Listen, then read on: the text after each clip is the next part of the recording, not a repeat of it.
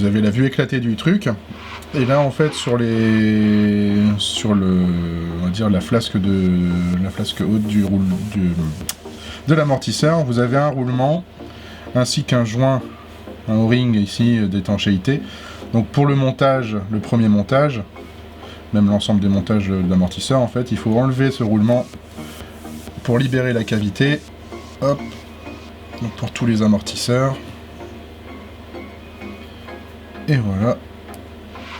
Tout doucement, sans abîmer la pièce. Voilà, parce qu'après on viendra les remettre une fois que c'est rempli. Donc on a bien la partie supérieure, une vis BTR, un O-ring, un joint si vous voulez, et un roulement sans flasque. Voilà. C'est ça. Des deux côtés. Non, voilà, ok. Donc première étape, on va remplir les petits amortisseurs. C'est quoi cette partie-là? Donc cette partie-là, en fait, c'est cette... vous voyez ici, là, la T40, c'est cette pièce-là, avec le joint... qui est déjà monté. Qui est déjà monté. Voilà, okay. Donc là-dessus, il n'y a rien à faire. C'est le bouchon, voyez. Voilà, c'est le bouchon d'amortisseur. Ici, hop, vous avez le piston, avec... Hop. Bien vu. La petite pièce qui va venir fermer l'amortisseur, qui vient se glisser à l'intérieur. Celle qu'on voit là sur le plan. Celle ici, voilà. Donc sur mon modèle, moi, c'est une bille qui joue. Donc toi, tu avais l'ancien modèle, la 800. La 800X Evo, voilà. Sur laquelle il y avait uniquement cette petite boule. Mais il est possible de placer aussi ce piston un peu silicone à la place. Voilà. Tu crois que ça apporte quoi, cette nouveauté? Je pense plus facile à mettre. Ça doit être plus constant, mais bon, j'avoue que comme je n'ai pas essayé, j'ai pas vraiment de recul dessus. Ça doit être plus facile aussi à mettre en place. D'accord. Donc voilà, après il y a une étape de montage. En gros, une fois qu'on l'a mis, on doit mettre une petite goutte de silicone ici. Voilà, la petite goutte d'huile silicone ici permettra d'éviter que l'air vienne s'introduire dans le piston. D'accord. Voilà. Alors on y va, on attaque? Allez, c'est parti. Hop, donc là, est-ce qu'eux ils conseillent de mettre de la 450 ou pas spécialement? Alors je pense pas ici sur cette notice qu'il y ait d'indication. Non, ils n'en parlent pas. Ah si, voilà. 450. Ah bah oui, bon, nous on a de la 450 chez l'Abema. Donc on peut remplir, c'est fermé au fond. Voilà, alors attention sur le remplissage. Le remplissage. De tête, il faut aller 1 mm en dessous de cette partie ici. De la partie fraisée. La partie fraisée, le haut de la partie fraisée, donc faut pas en remplir de trop. Alors est-ce qu'on voit ce que je fais? Je vais me mettre assez bas parce que je sais que le plan de netteté est en bas. Faut juste que je regarde la vidéo que je t'ai envoyée. Alors David a donné pas mal de vidéos, trucs et astuces de... Comment il s'appelle le pilote allemand? Max Maschler. Max Maschler. Il y en a deux. Voilà, donc là j'ai mis 1 mm en dessous. Je pense que j'ai l'impression qu'on voit très bien sur la vidéo. Ouais. Voilà. Il y en a deux qui font des vidéos explicatives qui sont bien foutues, c'est Max Maschler et puis RC Maker, Ryan Maker.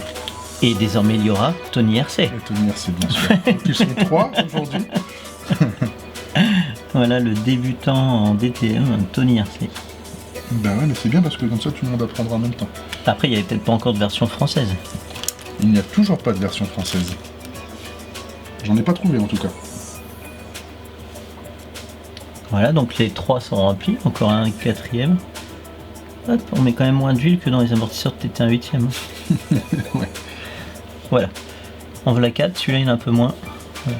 Donc là, je mets cette petite pièce sympathique qui est, on va dire, le piston. Hein. Piston mis de l'huile rotatif. En dessous? Ouais, faut mettre de l'huile. Une petite goutte? Une petite goutte. Comme ça? Voilà.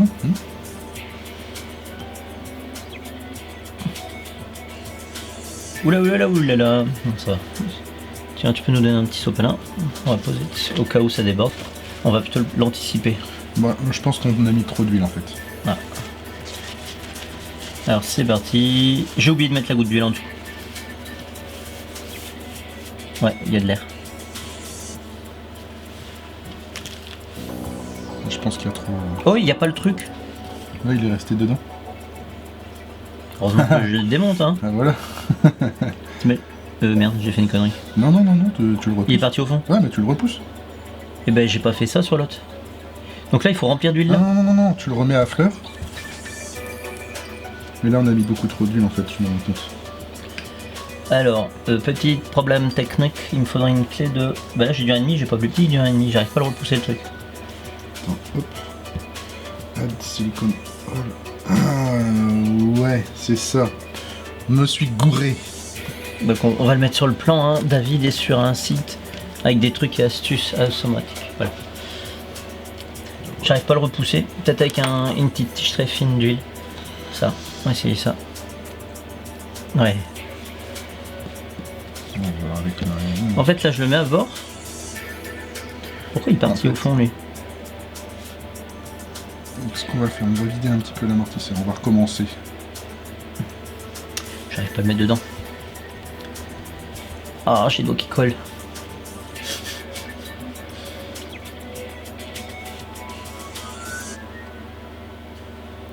J'arrive pas. Voilà, c'est déjà... Pourquoi il veut pas rentrer? Faut forcer? Parce que t'es pas forcément bien dans le trou. Pourtant... Ouais. Pourtant je suis expérimenté. Ah mais... Voilà, la petite goutte qui va bien. Voilà. Donc... On reprend celui-là qui a moins d'huile. Je lui clique. Hop. Il est rentré. C'est bon. Donc t'en enlèves un peu? Ouais, j'en enlève un petit peu pour... pas qu'il y ait de trop. Alors moi je vais mettre les petites gouttes.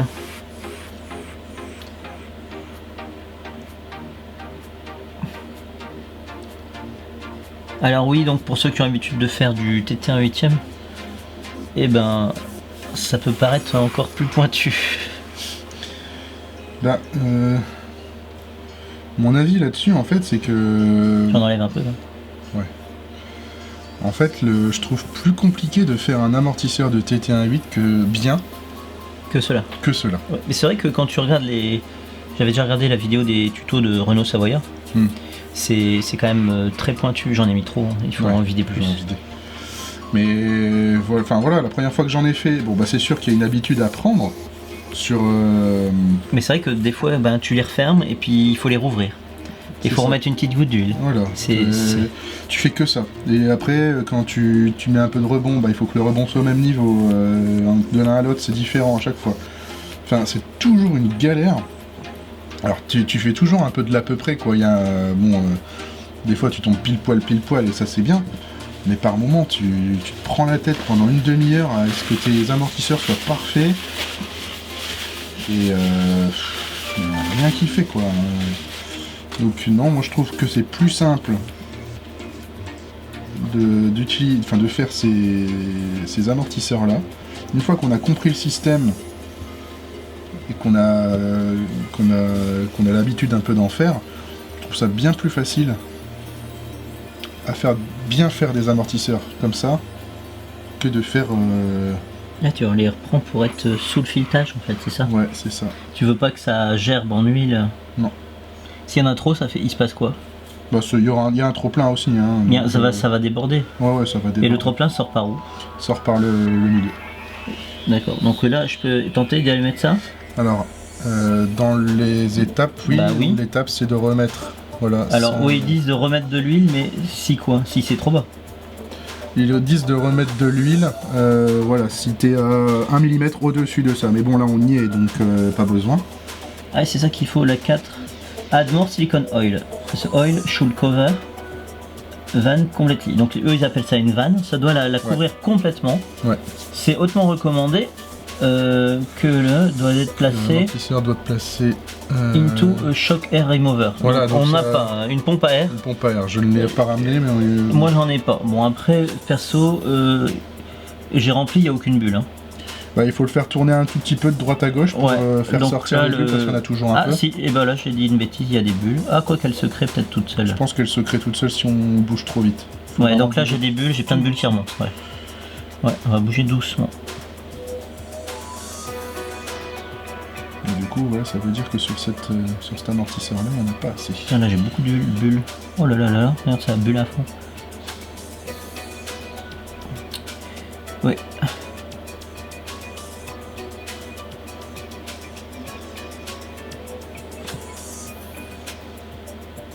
Là j'ai beaucoup de bulles. Ouais, faut y aller vraiment tout doucement, là tu vas trop fort là. Tu crois que c'est ça qui génère des bulles? Ça génère des bulles. Ouais. D'accord. Alors je sais pas si vous voyez en vidéo, mais en les bougeant de droite à gauche, j'ai eu beaucoup de bulles qui se sont générées. Donc en fait eux ils recommandent d'utiliser une boîte à air. D'après, donc on va devoir mettre le petit capuchon. Ensuite, tout de suite le joint, le roulement et ça. Ouais. Alors ne pas oublier de vérifier que la cavité, quand on l'aura posée, soit bien remplie d'huile. Ah bon? Ouais.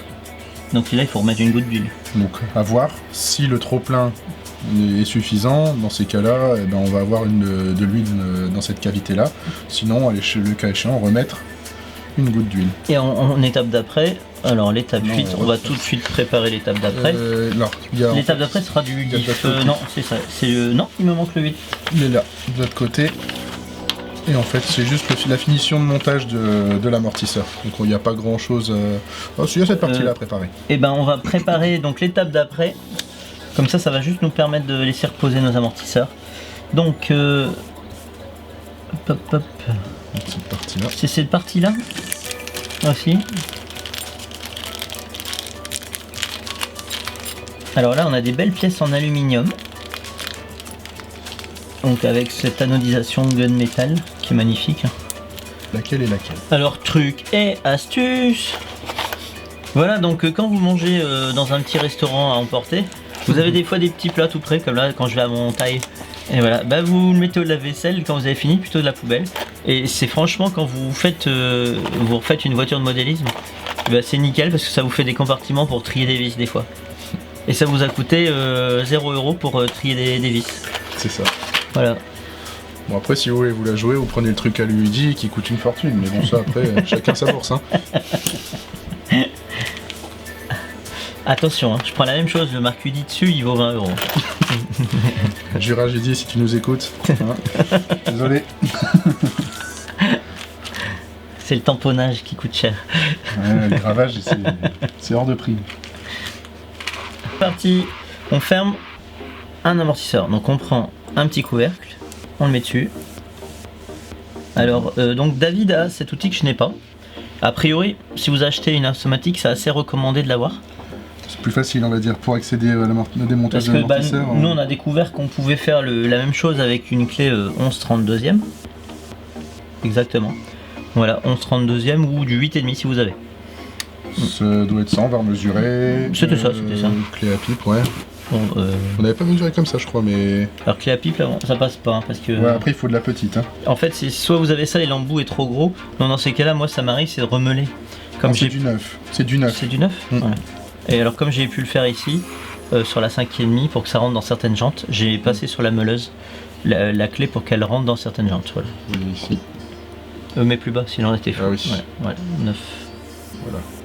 Ok. Non, mais 9 à l'extérieur, pas sur le. Non, sur la vis. Ah, d'accord, ok. Ah, tu le prends comme ça. Voilà, donc ta petite clé, c'est pas les deux mêmes, si? Non, ça ce sont pas les mêmes. Ça c'est pour pour rappel, celles-ci ce sont pour les cardans et elles sont plus. Mais celle que j'ai là, elle est pas bonne. C'est du 9,5. C'est sûr que c'est pas la bonne celle-là? Non, c'est celle-là. C'est celle-là, Tony. Ah merde, il y en a 3. Ouais, il y en a 3. Il y en a 2 pour les cardans. Ah bah oui, je me disais bien celle-ci elle sort. Il faut rester droit? Ouais, il faut rester droit. Il faut y aller doucement. Faut sentir que ça mord un peu et puis voilà. Et alors, ça va gerber à un moment donné? Bah ça va gerber au milieu, ouais. Bah voilà, j'essaierai. Tu sers pour... Il n'y a rien qui a gerbé. Ah, quoique, il y a peut-être une petite goutte qui est montée quand même. Bah, de toute façon, on va remettre... Maître. J'attends l'avis du maître. Bah franchement, ça a l'air pas trop mal. Hein. Dans tous les cas, il faut remettre une goutte d'huile. Ici, ouais, il y a un petit trop plein qui s'est fait quand même, donc c'est bien. Bon, j'attaque tout de suite la deuxième. Bien vérifier que vous partez bien droit, donc là c'est pas le cas. Surtout pas foirer le filetage. Bon après c'est de l'acier ou c'est... C'est de l'alu anodisé? Je pense que c'est de l'alu anodisé. Hein. Petite astuce aussi pour mettre de l'huile, si jamais vous avez pas de petite des petites... Enfin, vous avez que des fioles comme ça, vous pouvez utiliser votre tournevis, vous déposez une goutte dessus, comme ceci. Hop, et puis vous venez poser contre le métal, la goutte va suivre. Regarde, oui, ça a bien gerbé l'huile. Ah voilà, donc là ça a bien gerbé, il était plus rempli donc. Voilà, donc là j'ai un gros paquet d'huile qui est ressorti par la partie centrale.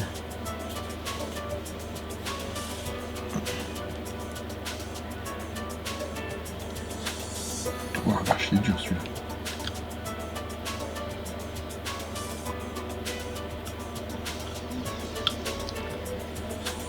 Le problème que j'ai, c'est Ah non, c'est pareil. le bout du radiateur.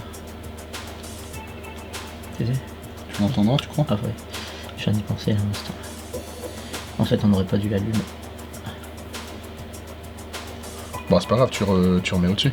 Bah si le bruit est dégueu, Tu rediras tout. Ouais. je vais couper le son, je refais avec des commentaires. Ouais. Bah, de toute façon, on me montre, tu pourras te remettre dessus. C'est parfait, ça vient bien un petit peu aussi.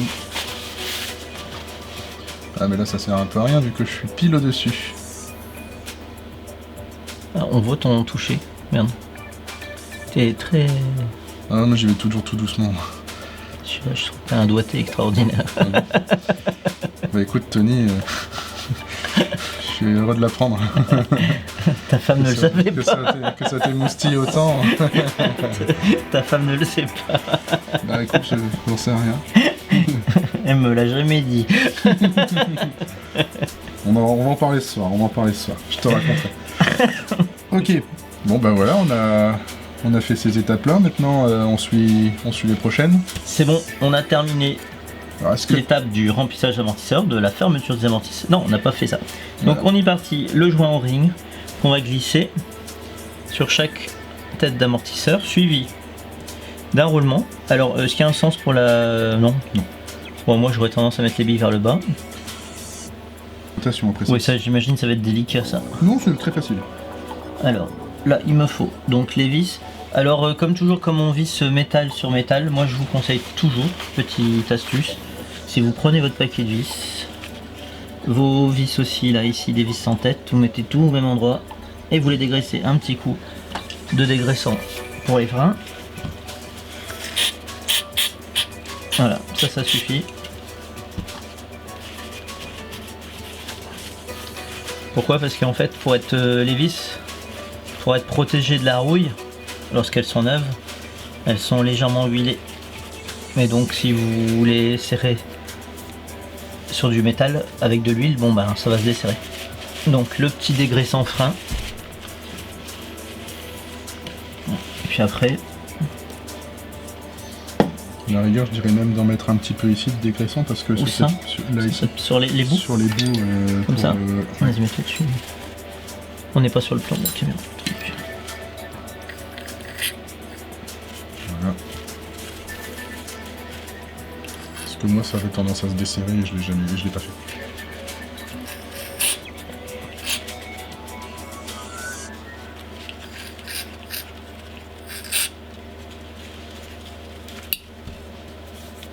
Voilà, donc c'est des astuces pour pas perdre les vis pendant une course. Voilà. À partir du moment où vous faites du loisir, c'est pas très grave. Mais bon, c'est quand même toujours désagréable de voir qu'on perd des parties de voiture. Voilà, donc là on va remettre les vis des... Hop. Alors, il manque des petites parties encore. On n'est pas fini de tout ramener. Alors ben, moi je continue à assembler. Donc ici j'ai une SX26. C'est celle-ci, tout simplement. Alors j'y mets un petit coup de fin filet. Tac. Toujours du frein filet parce qu'on est en métal sur métal. Après c'est normalement la pièce du bas étant de l'alu, la vis c'est de l'acier. On n'est pas obligé de mettre du frein filet dans de l'alu, même c'est pas recommandé normalement. Mais comme il est anodisé, je considère que... Bah alors c'est quoi comme... C'est du... Ça doit être du 2. Non, c'est du 1,5. Voilà. C'est bien du 1,5. C'est parce que j'avais mal. La vis est neuve. Voilà. Ça, c'est important à conserver ça. Voilà, donc pour l'instant je ne sers pas, puisque On n'est pas encore à l'étape du réglage. Alors cette petite partie ici. Ouh là là, c'est quoi ça? Deux. Non, non, mais... Tu as trouvé ces vis là? Je suis en train de les chercher justement. SRS. SRS alors. C'est pas les... Et ça c'est les quoi? Ceux-là? Ça, ce sont les SC2X6. Ouais, donc c'est bien celles que j'ai mis là. Ouais, c'est celles qui vont là. Il me faut une petite boule, donc voilà les Alors. petites boules ici. Là, normalement, ce doit être des Rayleigh Screw. Alors vous avez vraiment des petites boules, je sais pas ce que c'est comme matière.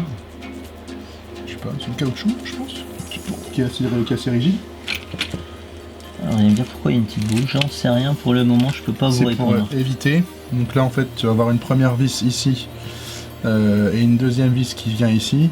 C'est pour éviter qu'elle se desserre. Donc c'est pour rajouter un petit peu de compression pour que les vis ne bougent pas. Parce que c'est ce qui va régler la hauteur de garde, enfin la garde au sol, etc.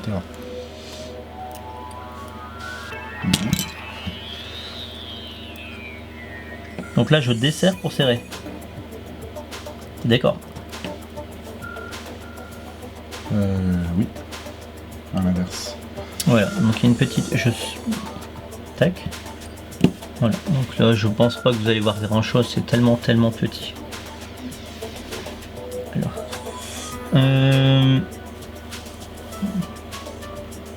C'est vraiment de la petite partie ici, hein, La boule, elle se met dans le truc là? Oui, c'est ça. Je suis en train de le monter, mais en fait j'oublie les étapes de montage, je fais n'importe quoi. Je regarde à moitié le truc, on va recommencer. Donc j'ai bien une boule qui est c'est bien. là-dedans, comme on peut voir ici sur ce plan. J'ai cette partie métallique qui va aller au-dessus, et la vis SR5. Voilà, faut pas oublier ta petite plaquette. La vis SR5 qui est là, ou sur laquelle j'ai quand même envie de mettre du fin fil, c'est celle-ci. Chose que toi, j'en mettrai pas. Pourquoi? Parce que t'as la petite boule qui va venir faire, qui va faire le boulot. Elle bougera pas. Puis de toute façon, il faut que tu puisses. En fait, c'est un wagonnet en fait. Du coup, tu vois, il faut que ça puisse voyager comme ça. Tu vois? Oui. Pour justement régler tout ça. Écoute, si j'en perds une course à cause de toi, Bah, tu pourras m'engueuler. je viendrai t'engueuler. Voilà. Hop.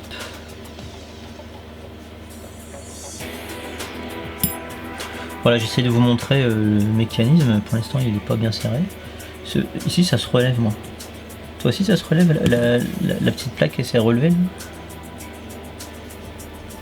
Je sais pas encore, je ne l'ai pas mis.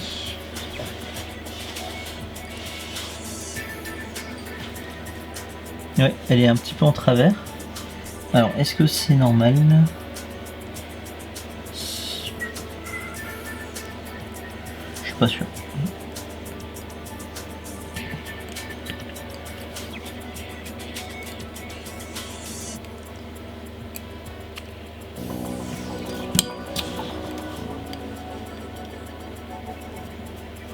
Ah voilà, il fallait y aller avec une pince. En fait, il fallait que ça passe dans le trou.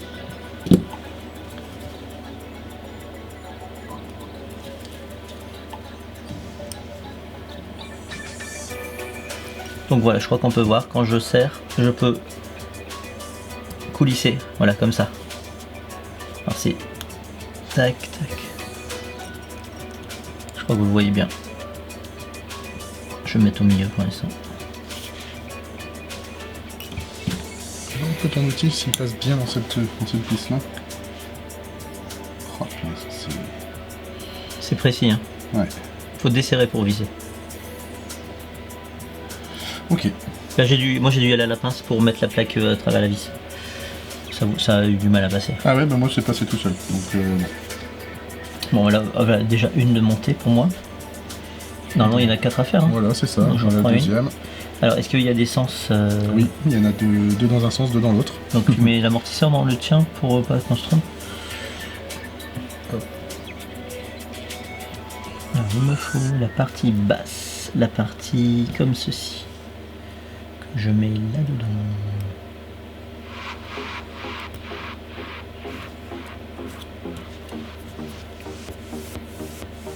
N'empêche que si tu la perds celle-là, t'es bien con quand même. Là tu peux pas la perdre parce qu'elle fait pré-contrainte. Ok. Ou alors si tu la perds, c'est que déjà elle était prête à partir et que tu t'es pris un mur assez rapidement. En bout de ligne droite par exemple. Là oui, tu peux la perdre.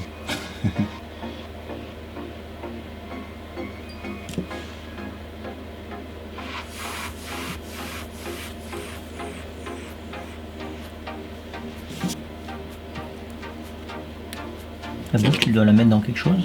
Non, juste au milieu. Ouais, au milieu des deux vis, ouais.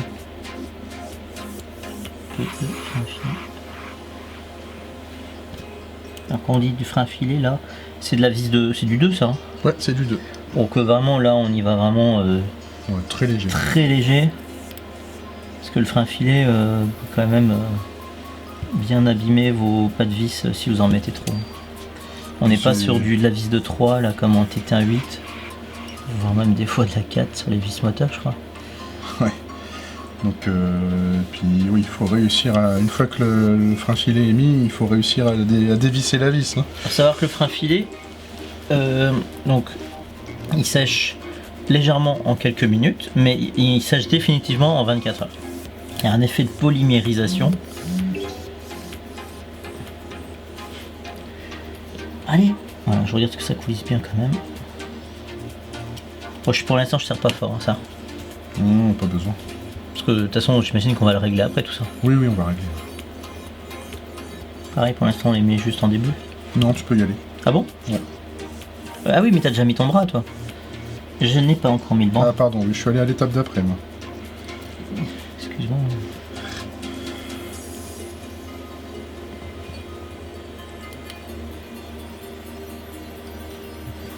C'est nickel.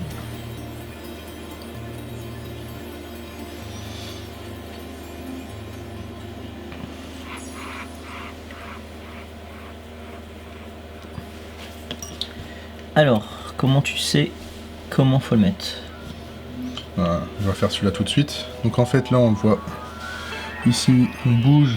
Donc là il y a la courbe de l'amortisseur, hein, je sais pas de combien de degrés elle est. Mais là on voit qu'on est en fin de course de l'amortisseur, donc on va desserrer ici pour pouvoir tourner l'amortisseur dans son support. Voilà. Allez. C'était en diagonale. Et donc du coup là, voilà, je peux tourner l'amortisseur. Donc là ici je viens, là je peux pas le pousser plus. Je suis vraiment en butée, donc je vais venir tourner l'amortisseur pour que la butée elle soit pile. Voilà. Là on est nickel. Et même un tout petit peu plus pour que l'amortisseur ne vienne pas en butée mais vienne en butée sur le support d'amortisseur. Hein, donc là par exemple si jamais si je le ressors un peu, normalement je suis un petit peu. Voilà. Je l'ai poussé de quelques. Même pas un millimètre. Elle est où cette butée? La butée, mais en fait regarde la butée elle est ici. Ah c'est ok, ça, la butée. d'accord. C'est ça ici la butée de l'amortisseur. Et là l'amortisseur il est en butée, donc ça veut dire que la vanne à l'intérieur touche les compartiments. Okay. Donc il faut pas que la vanne vienne en butée sur les compartiments. Ok. Hein, donc il faut. Là on est à fond. Tac, on revient ici. Et on pousse un tout petit peu. Tu t'arrêtes dessus. Ouais. Je m'arrête dessus. Mais je vais même vraiment un chouille plus loin pour être sûr que ce soit la butée et pas l'intérieur. Et pas l'intérieur qui fasse office de butée. D'accord. Voilà. Là, la course est suffisante. Et à partir de là, on resserre. Alors, faut pas resserrer comme un bourrin, bien sûr, parce que si on resserre comme un bourrin, bah, le filetage, il va dégager. Voilà. Donc là, normalement, c'est bon, ça ne bouge plus. Et la course de l'amorto, elle est amplement suffisante. Après voilà, on n'est pas sur du TT, hein, donc le débattement d'un amortisseur de DTM, c'est peanuts à côté d'un TT. Hein. C'est amplement suffisant.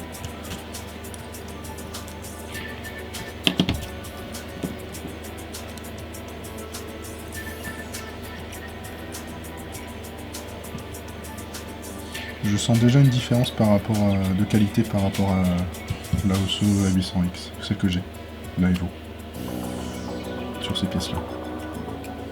Elles sont mieux finies. Alors, comme David disait, donc là on peut voir le débattement de mon amortisseur, il va de là à là. Il va de là à là, donc du coup là la butée étant ici derrière. Je vais le tourner. Tac, je suis embuté un peu plus loin. Je teste encore.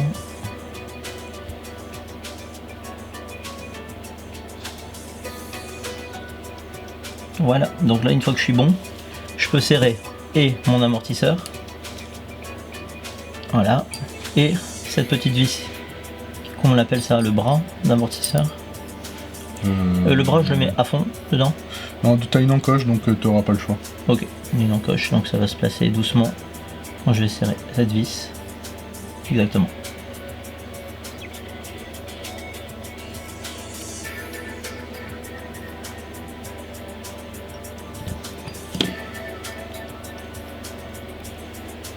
Ça paraît dur hein, comme ça. Ouais, mais ça va. Il n'y a rien de choquant. Voilà.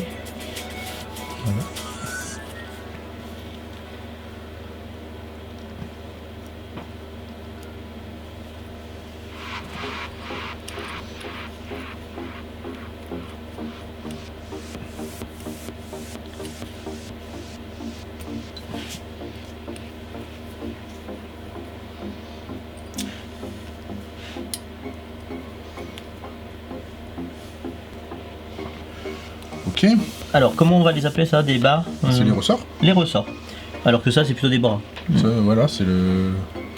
Donc, étape d'après, on a terminé l'étape 6 qui était assez compliquée quand même. Hein. L'étape 6, attention, après installation du SPRX, donc le bras. Donc ça, on l'a fait. Hein. Oui, bon voilà, c'est les conseils que David vient de nous donner. Avoir un maximum de travel. Ok, on peut passer au bras. Alors, a priori. Donc là, au niveau, au moment où il peut, il voyage au maximum, la position doit toucher, la position de ce bras-là doit être en mesure de toucher vraiment la butée. Donc c'est ce que j'expliquais juste avant. Alors, on va prendre le même ici dessin. A priori, on met le ressort comme je. Donc le ressort, c'est une barre d'acier. Je viens la poser. En fait, il suffit de les construire, parce que quand on regarde une automatique dans les stands pour la première fois, tout ce mécanisme là que je suis en train de monter, on a du mal à le comprendre quand on regarde une voiture dans les stands. Mais une fois qu'on le monte, là, ça y est, je commence à mieux comprendre. Voilà, regardez, l'amortisseur travaille, c'est de la belle mécanique. Je pense qu'on va bien le voir en vidéo, parce que voilà, là je vois. Donc là, j'ai mis la lame qui vient ici en appui là. Et donc cette partie ici, à mon avis, elle va servir à régler la contrainte sur la lame. Donc cette vis là exactement, elle va servir. Ouais. Cette vis là, en fait, c'est la ride head screw, donc c'est celle qui va mettre une pré-contrainte sur le ressort, sur la lame de ressort, et qui va donner la garde au sol, on va dire. C'est celle-ci qui va donner la garde au sol. Ah oui, donc je vais la régler d'ici. Voilà. Donc là, le réglage de base, c'est 0,6 mm. Et donc là, il va falloir les fameuses cales. Donc, oui, ça peut se faire avec les cales. Oui, ça peut se faire avec ces outils-là, exactement. Ah, et cette vis-là, va permettre de déplacer le wagonnet, donc pour changer de position la pré-contrainte, en fait. Voilà. La position, vous allez avoir un ressort qui sera plus ou moins dur, tout simplement. Donc avec un même ressort, on peut déjà avoir plusieurs duretés. Donc ça c'est pareil, hein, dans la notice, c'est écrit. Donc il y a tout un descriptif là-dessus.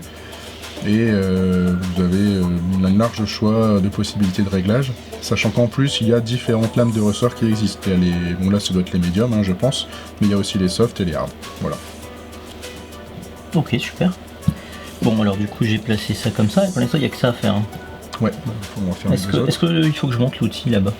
Ouais, voilà, tu peux le monter. Hein. Donc là on a eu un outil avec des cales, il va falloir que je le monte ça.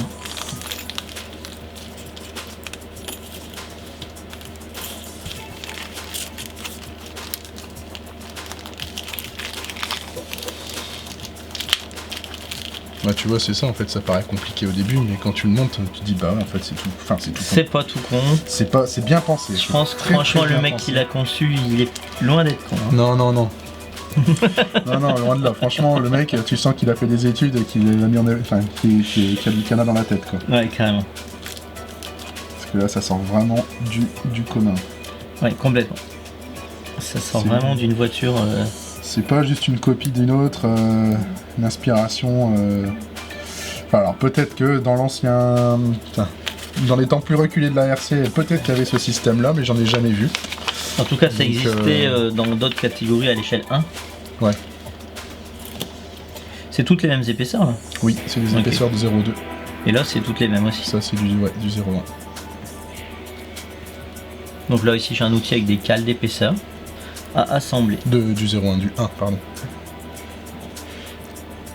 Heureusement qu'il existe le 1,5. Hein. Ah bah là, en DTM, le 1,5, c'est... Le 1,5, c'est la clé la plus utilisée aujourd'hui. Hein. C'est ça. Après, j'ai vu pour les hélicoptères ou les drones, j'ai vu ça qu'ils vendaient des clés 1,3, 1,1, enfin c'est des 0,9. Ouais, bah en mini Z, avec la GLA, j'utilise du 0,9. Il me semble de tête. Et du coup... Là, tu peux faire... Donc tu m'as dit que c'est du combien? Du 0,1? 0,2. C'est du 0,2. Voilà, ça c'est du 0,2. Donc si t'en prends 3, t'as 0,6 mm logiquement. Attends, faut que je desserre, j'ai un poil trop là. On va vérifier, hein, mais il me semble que c'est ça, c'est 0,2.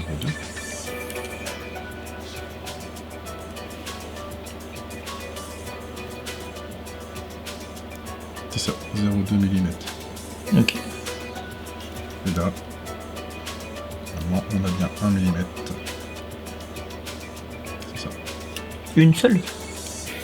Une seule, ça vaut 1 mm, ouais. Ah oui, quand même. Effectivement. Donc nous, on a besoin de 0,6. Donc il m'en faut 3 fines. Voilà. Donc là, j'en ai 3. Voilà, puis bah les 3, tu les places là. Allez, j'ai du mal. Hop. Donc là, j'en ai 3. 0,6 mm, regardez, j'en ai bien 3. Donc 0,2 x 3, ça fait 0,6. Donc t'es un peu en dehors du champ. Je le placerai ici pour voir un peu. Non, c'est pas suffisant.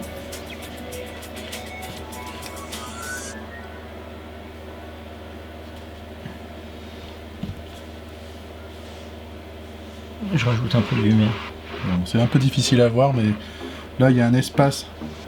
Il y a un espace ici entre cette partie-là, donc le wagonnet plus et la vis, il y a un espace.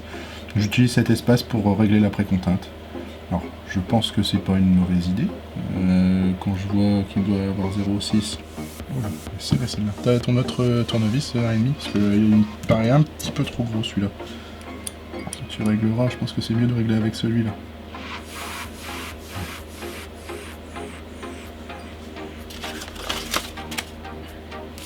Alors après, on a mesuré, mais c'était bien marqué.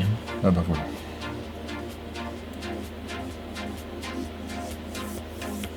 Damper gauge.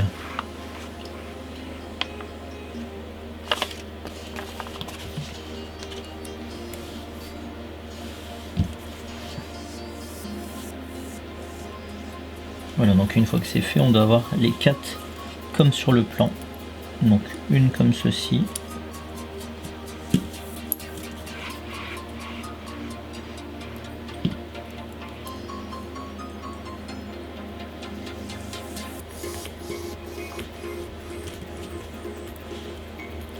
Ouais, c'est bon. Une comme cela. Donc si on fait les 4 comme ça, normalement on a... C'est toujours le truc ça, quand tu montes des voitures, c'est qu'à la fin tu te rends compte que t'as... Quand t'étais un 8ème, le nombre de fois où j'ai monté un diff à l'envers dans une cellule. Hein. Ça arrive à tout le monde je crois. Je pense que c'est arrivé au moins une fois, ouais. À la fin ce que je faisais c'est que je faisais un trait sous la cellule au cutter. Ouais, pour voir... Au moins quand je remontais je savais que c'était ça. Bon voilà. Il va nous rester 3 minutes avant ça.